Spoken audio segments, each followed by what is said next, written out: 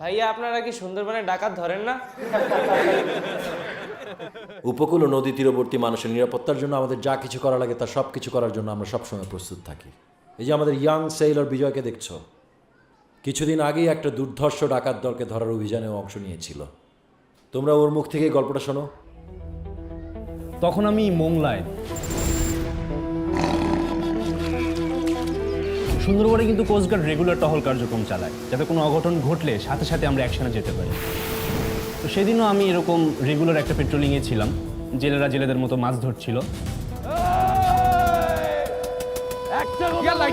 তখন হঠাৎ জেলেদের নৌকার পাশে একটা ডাকাতের নৌকা এসে ভিড়।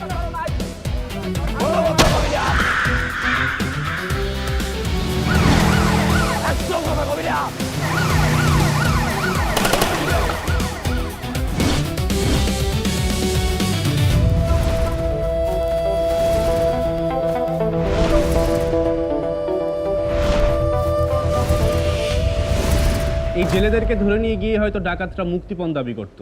এই যে আমরা রেগুলার টহল দিই, এই কারণেই কিন্তু সুন্দরবনে ডাকাতের সংখ্যা এখন প্রায় শূন্যের কাছাকাছি।